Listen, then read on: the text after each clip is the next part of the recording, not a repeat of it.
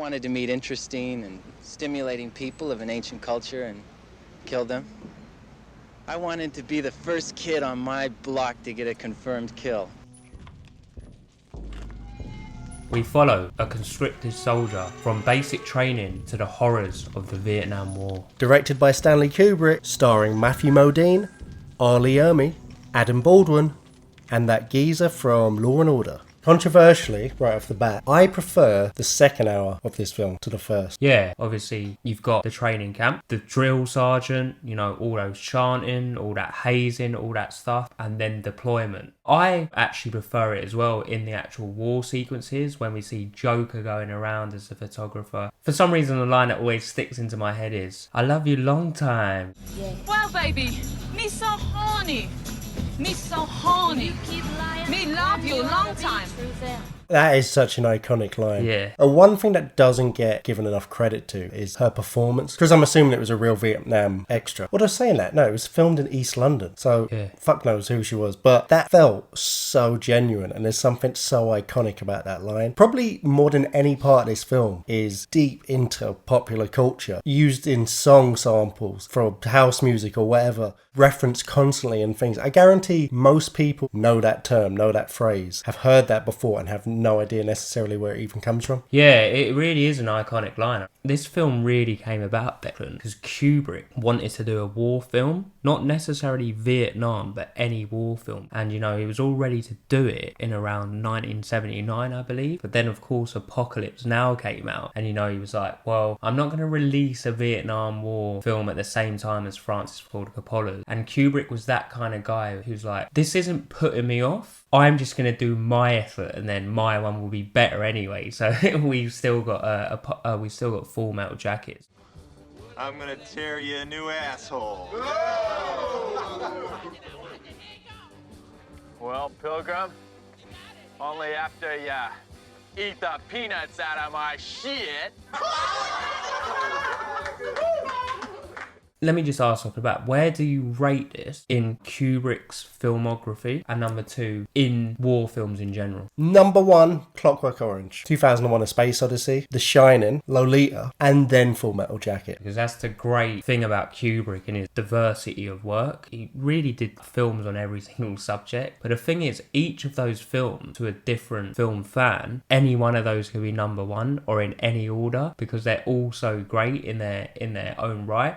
As a war film, where do you rank this? I don't know, and I don't care. It's nearly too big of a picture for me to really think about. There's too many war films. It's one of the best, absolutely, and it's one of the best partly because someone, when they were making it, I can't remember who, but one of the crew at one point referred to it as an anti-war film. And Kubrick got annoyed and said, this isn't an anti-war film. I've done that already. I made Paths of Glory. This is just a war film. And that sums it up perfectly because it feels like a detached alien probe is just wandering around watching things happen. It's National Geographic. Instead of lions hunting gazelles, it's following grunts from basic training all the way through to fighting in Vietnam and, you know, killing people they've never met. And that's what's so great about it.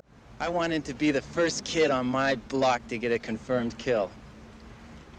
The cast of this film, the Joker, he had never been in like a film before. He was an actor, but Kubrick gave him his like big break, and Kubrick would ask basically everyone to send in auditions. So he went through like thousands and thousands. You know, Joker got it just because of his demeanour in his audition tape. Wasn't it once he had stopped talking, those moments in between the dialogue is what convinced him? Yeah, you're right. But he's saying after the film was released, Marines would come up to him and go, hey, you're the guy from Full Metal Jacket. I'll tell you what, I've seen a load of war film, but this film was the most accurate portrayal of the training and then the actual combat of any war film I've ever seen. No, absolutely. I believe it. Partly because, you know, it's a Kubrick film. He's not into Hollywood fluff and horseshit. You know, he has a very detached eye. But also because you had one of the best possible consultants in Ermey. Hadn't acted before, brought on board to be a consultant. He said in interviews he wanted that role, but he didn't even bother auditioning for it. His audition was going to be on show every day on set before filming takes place as he's training up extras and the characters so they actually know how to put together a rifle and disassemble it like they're going to have to do in the film. He basically acted like he would have in the army, like his drill sergeants used to, or like he used to when he was a drill sergeant, and he would talk to him basically the same way as you see in the film. Adam Baldwin talks about, are you going to go over to just learn how to assemble a gun from some guy that's been in the army, and genuinely being like shocked by how he was getting talked to and treated. It wasn't very long before Kubrick took him aside, basically said, I know what you're doing, and you're right, you are perfect for the role. And the original actor who lost his part is still in the film as the machine gunner in the helicopter later on, who is having the time of his life machine gunning women and children as they fly over the Vietnamese countryside. But it's just amazing where, when you consider the fact that the guy doing that incredible role is basing it off absolutely authentic real life experience, and he's the consultant for the rest of the film. So it's no surprise that it's so realistic and resonates so much with real soldiers. I mean, talking about the drill sergeant, as iconic today as it was back then. Hell, I like you. You can come over to my house and fuck my sister.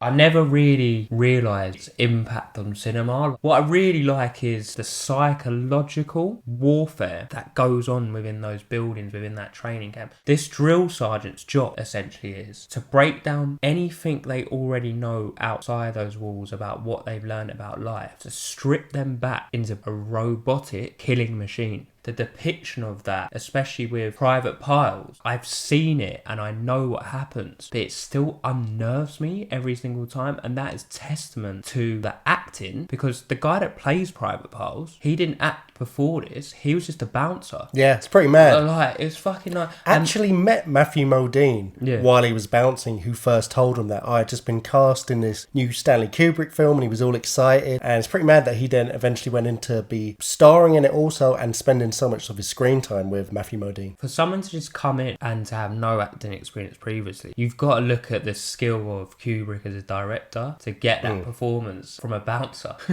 Now here's a funny thing where it's interesting how people see different things. Movies, like any art form, it's objective and all that bullshit, but you know, if someone said, oh, I hate Goodfellas, you'd look at him like, what? You're just wrong. Objectively, plain mathematically, Goodfellas is amazing. Now everyone loves Vincent D'Onofrio's performance as Private Pyle. I gotta be honest, I never liked it. I don't like it on any repeat viewing. I've always thought it's the worst part of the film by far. It doesn't ruin the film for me by any extent of the imagination, but I never found it a particularly good performance. And I've liked him in stuff he's been in since. So it's funny that pretty much his only performance I really don't rate is the one in a Stanley Kubrick film. But the thing is, Declan, I guess because of his descent into madness, for many people that's the most memorable part of the film. But why don't you like it? Is it because you just think the acting's weak? He doesn't sell for me that he's actually a slow person. Joker. Everybody hates me now. One of the hardest things to pull off in a film, but he just doesn't sell that for me. And he doesn't sell his breakdown. He doesn't sell the moment where he has lost it and he's in there and he starts going through the drill instruction and putting his rifle over left shoulder and right shoulder in the bathroom as he's lost the plot and he ends up shooting Arlie Ermey. I don't buy that moment really either from him. It's still great because Arlie Ermey's amazing. The setting's amazing. The shooting and the lighting and the music and Matthew Modine's reaction is all amazing. But I just don't like it. I don't like his version of the Kubrick stare. I just don't like his performance. Agree to disagree. I quite like it. You will not laugh. You will not cry. You will learn by the numbers. I will teach you. Now get up. Get on your feet. Yeah, one thing you were saying about he improvised all his lines in terms of Arlie Ermey. True, kind of, but also not true. He definitely improvised his lines and would fire them out, and they would record takes that Kubrick was more or less sure he was never going to actually use. But it was like a form of brainstorming live with film roll being used up, because he would get all these brilliant improvisations and then they'd pull them in, decide which ones they'd want to keep and build it into the script, and at that point it would eventually be a tight script. There was no more improvising past a certain point. It was constructed through a lot of improvising, but it wasn't actually these improvised moments that you're seeing in the final film. It was used to form a tight script that Kubrick wanted to be stuck to the letter. And it's funny seeing behind the scenes footage of them doing this, because you can see Kubrick writing it up and they're trying to remember some of the things they said and they're going back over the takes, and Arlie Ermey says like a 30-second blast of slagging someone off or calling them, you know, you fell out the back of your mama's ass and all that, and then Kubrick corrects him, it wasn't fucking, it was more of a fucking between this word and this word. And you think you're Mickey Spillane? You think you're some kind of writer? Fucking writer.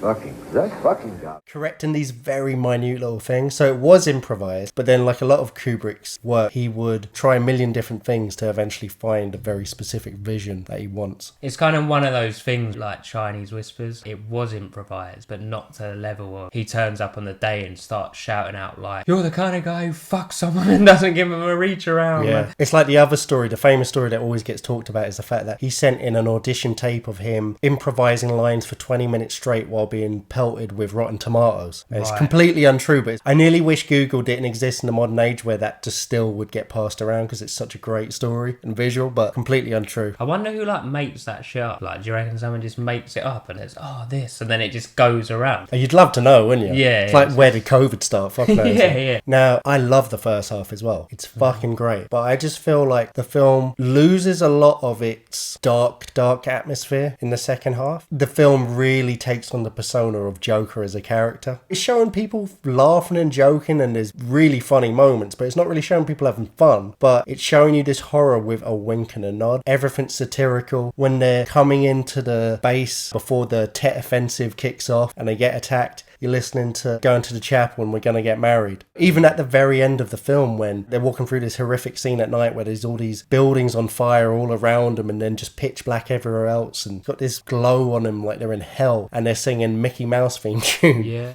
Hey there, hi there, ho there, you're as welcome as can be. M-I-C-K-E-Y-M-O-U-S-E, Mickey Mouse. Everything's done with this wink and a nod. And it's like Joker himself, he wears the peace symbol followed by Born to Kill on his helmet. And he says it himself, it's that duality, it's that weird thing of, they took a civilian who's supposed to be this one thing and you break him down, like you said, and turn him into a killing machine. Say a lot of people will say Private Pyle is their favourite. Who is your favourite character? Probably Joker, followed by Animal Mother. Animal Mother's my favourite, man. Fucking love Animal Mother. He's like a tank, innit? He must be on bare drugs, man. I do like the black guy, though. The black guy's great. Yeah. I mean, his name. Snow Bunny? I think his name. That's one of my favourite scenes where they're talking to the prostitute and they're all lined up. He's like, no black guys, like, too big. So I love that scene as well. Yeah, this is just some fine Alabama blacksmith. Yeah. He's getting his dick out. But you are right. I love the way it just shifts into the second half. All of a sudden they're drinking a beer, in Vietnam, and the colour palette, especially the bits at night where they're in the barracks, very, very dark. And then it's all orange and like warm and they're sitting there and I Love You Long Time.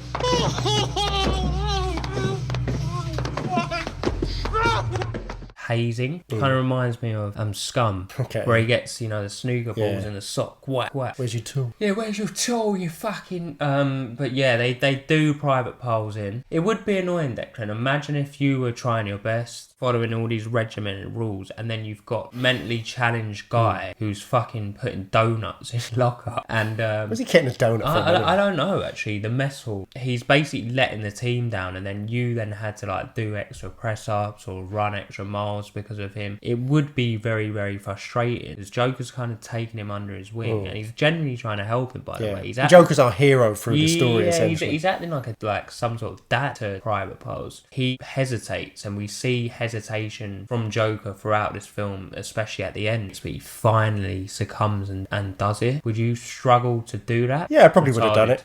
Yeah, he probably would have, because it's like when someone says, "Oh, do you know what I would have done if a fucking giant guy attacked him, or during a terror attack," or saying, "Oh, I won't do this later when I've had 8 pints." You can't really say what you would do, because what, am I the special one that somehow goes through the carefully constructed methods that the military has been perfecting for decades and hundreds of years of breaking a human down mentally and rebuilding them into a killer machine? What, I'm the special one that's magically not going to do that? No, of course I'm going to be a part of it. And that's what that moment is in a lot of ways. It's showing that they're having their humanity taken away. To an extent, humanity might be a bit extreme. Like, obviously veterans are incredibly competent, well-rounded, a lot of time lovely people. I don't mean like that, but it has to destroy a certain part of you. As much as humans probably are naturally quite violent, I don't know, mean, we're probably naturally capable of violence, but generally we're not solo humans. When you look at us in our most absolute basic form of living, like tribes in the Amazon, it's all about socializing. You know, you might kill someone if you have to defend your thing from another tribe, but it doesn't happen too often. Everything's, if anything, the opposite. Everything's built around socializing, looking after each other, having social stigma that makes you want to contribute, not be lazy, get on with everyone else, not upset everyone else, not be selfish, and just get along. So I'm sure we are naturally capable of violence, but it's not natural for us to kill our fellow man quite so easily, especially when in this detached way as part of a small cog in a bigger system where you're ultimately flying thousands of miles away to kill people you've never met, never spoken to, a lot of the time can't even see. Yeah, you're right. Can't speak the same language as, you know, it's not natural, so you have to do these things. And that's what the whole first half of the film is. And then the second half is just them in this war that they don't really care about or understand or want to be in. Some of them do want to be, but I feel like a lot of the legwork is done in the first half of the film, and then the second half of the film is just brilliant scene after brilliant scene with brilliant actor after brilliant actor coming in for these, a lot of the time, really small roles. Even like the editor that he works for, he knows Joker's a smart aleck, but he's a smart aleck too, but he's a smart aleck in charge.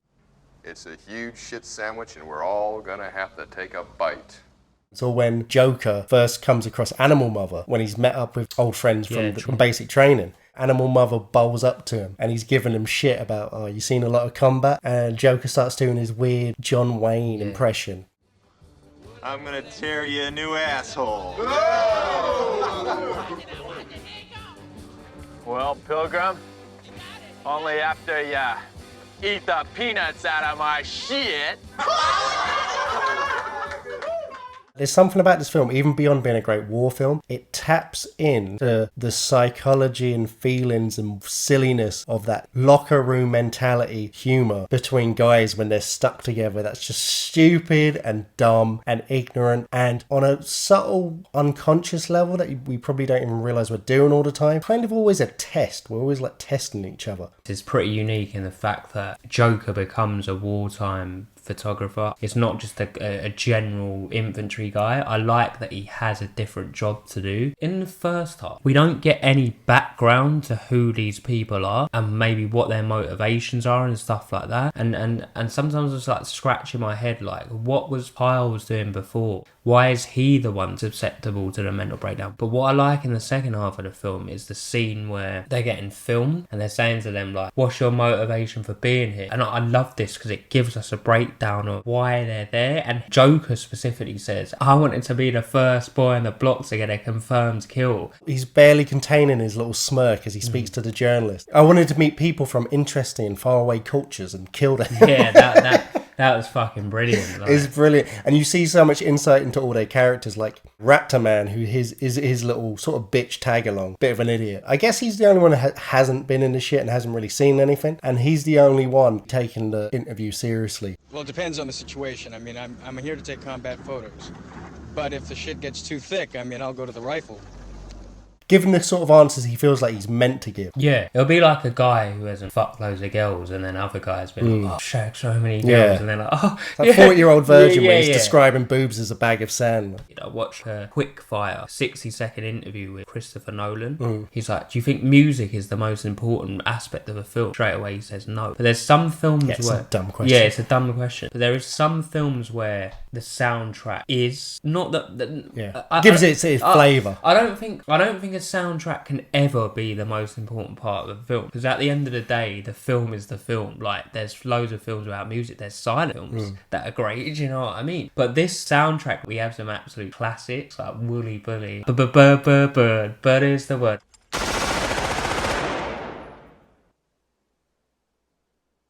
Well, everybody's heard about the bird. Bird's a winner, well, a bird. Kubrick's always been one of the best directors with both soundtrack and sound. Going back to our Shining review, you know, Danny's on the trike and it goes from the wooden floor to the carpet, the changes in sound. I always noticed that about Kubrick. It's fantastic in terms of his choices of the popular music of the day to throw into it. And it suits it more that you only hear that in the second half, I guess, when it gets really satirical and kind of everything becomes nearly with a wink and a nod. But even the original score that's used at times is fucking really good. I really love that ominous one you hear in the scene where they all haze Private Pyles at night, and also later on in the scene at the end, the sniper's been shot and they're all surrounding her. That is really, really iconic for me. And that other one where it's that kind of sound whenever they're in the bush and they're moving about, made up of noises you'd hear in the jungle or something. It's, you know, really, really amazing music.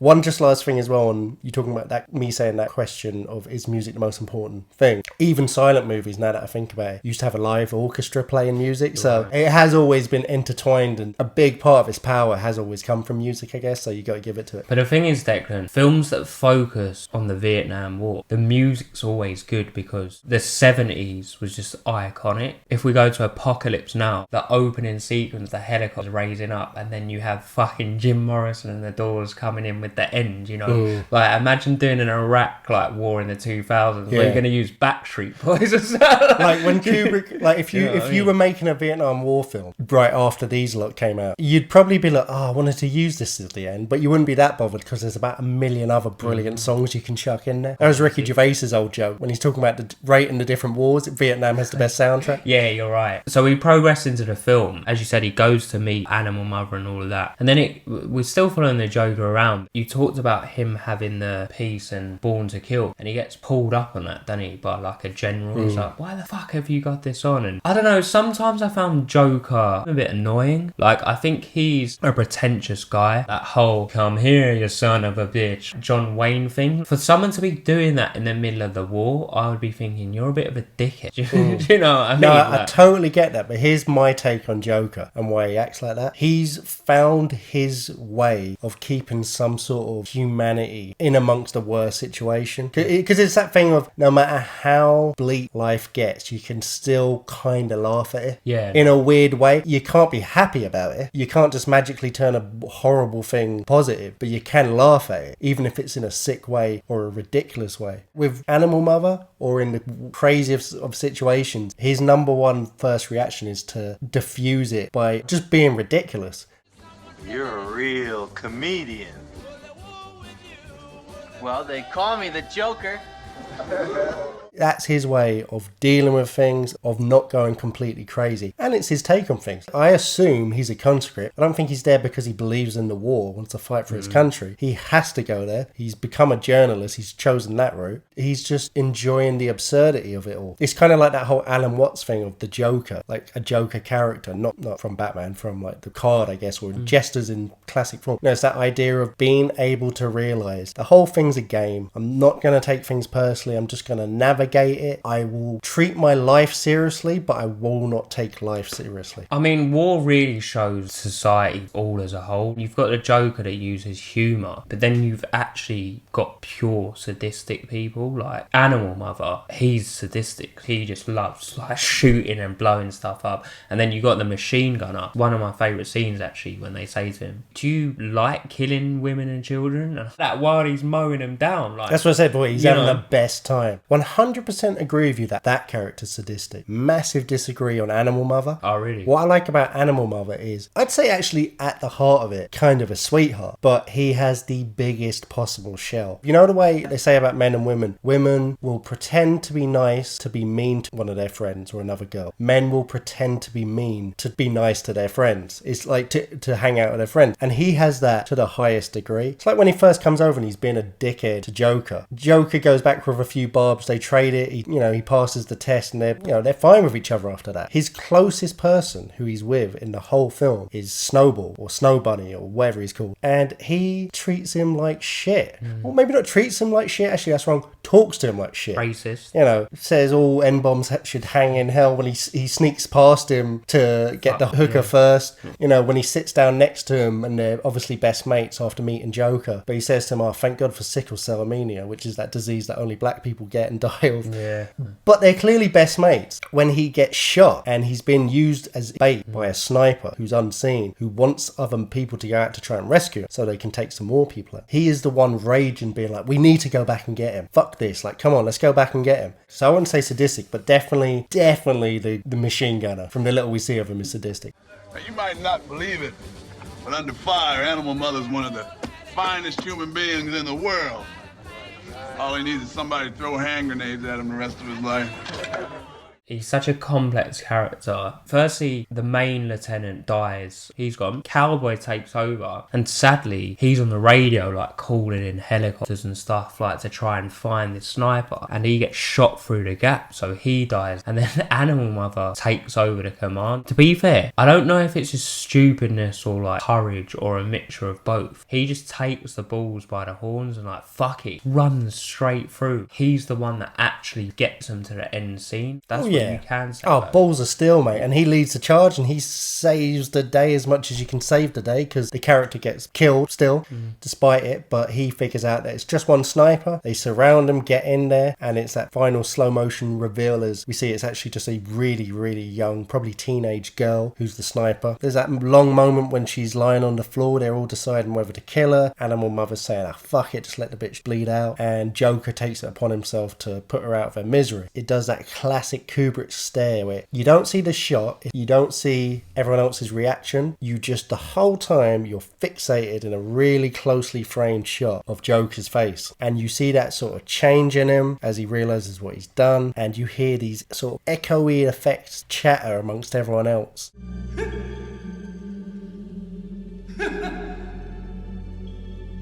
Joker, we're gonna have to put you up for the Congressional Medal of Ugly!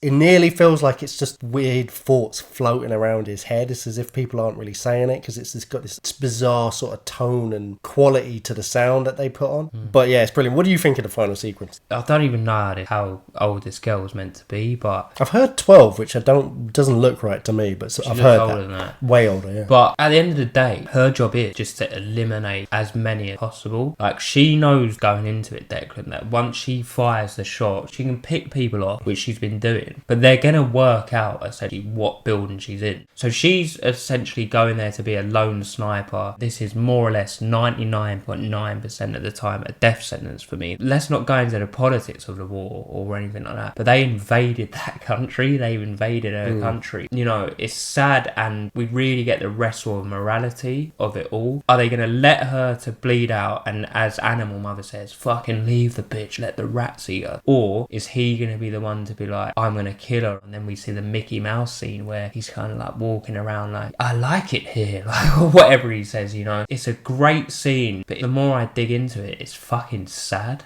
Oh yeah, like, it's tragic. You know what I mean? The whole thing is tragic. I guess it has more poetic license in the fact, Declan, that it's a kid. Because if it was like a 40-year-old Vietnamese man, I'd be like, fuck it. Do you know what I mean? I think that's the point. And I think that's the point. Yeah. You know, it's supposed to be the shock of like, it's just this one girl, and they put her out of her misery, and the horror of just being like, ugh, like, this is what we're doing. Like, what is this? What are we doing? Like, why are we here? This is what fucking war, sucks. This is what war is. There was actually going to be a bit of a different ending, Declan. If you notice, Animal Mother's running about. If you ain't seen it, he's got a machete on his back. So there's going to be a different ending where Animal Mother says, fuck it, chops her head off with the machete. Didn't do that. Censorship, it would have been difficult to chop someone's head off. They could have cut away or whatever you want to do. No, you could have done it. But definitely. He would have held up the head like that. But Kubrick decided against it, of more a morality standpoint of, is Joker going to do this or not? And secondly, as much as what people say about Kubrick because of A Clockwork Orange, he wasn't a fan of just senseless violence for the sake of it. He was more of putting a point across. People get that wrong about him from A Clockwork Orange. Yeah, I've heard that ending before that was originally proposed, and it would have added nothing. Like, I don't think it would have. I mean, you never know, because it all, like, I'm picturing it a certain way. Fuck knows how Kubrick would have filmed it and presented it. Maybe it would have been the best ending ever. But on paper, when you say it to me, the feeling I imagine I would have at the end of the film doesn't sound as good as the feeling I have at the end of the film that we got. Yeah, I totally agree. This ending is much better and more in tone with the film that went before it. Films now just have violence for the shock value of it, but we've become so desensitized to violence, it doesn't affect us in that way. Yeah. I'd rather it be more of a moral dilemma kind of thing, which is in the film, like the Saw films, like when it's like chopping off their legs and arms. I'm like, fuck this. Well, if it's meant to be violence for the sake of violence, I'm totally fine with it. I love on-screen on-screen violence, brilliant, more the better. I do get what you mean where I am more intrigued by an interesting moral dilemma. Like, you know, Breaking Bad, the fun and entertainment was from the dilemmas this geezer was getting him into, not the occasional moments of extreme violence that would happen in the show. So I totally get that. But I really feel like the ending where they're walking through the blaze, singing Mickey Mouse theme tune, perfectly sums up how I feel about Joker in this film and what I feel like the film is really about, in terms of it's just taking a what the fuck, life is crazy, I don't know what's going on, I don't have the answers, every man look at war and how horrific it is. So do you recommend Full Metal Jacket? It's a fantastic film. I would put it higher up in my Kubrick list, but each to their own. A take on the morals of war, the horrors of war, the contrast between the first half of the film and the second half of the film, that really puts it up there in my list as probably one of the greatest films ever made. And each time I watch Kubrick, I get something different out of it. So that is the testament to his skill as a filmmaker. But overall, highly recommend Full Metal Jacket. Yeah, I mean, like you said, Marines themselves who have been to Vietnam recommend it as the most realistic film in terms of portraying what it was really like in training and combat. So what good is a recommendation from me compared to that? So yeah, that's an easy recommendation for Full Metal Jacket. MICKEYMOUSE, made the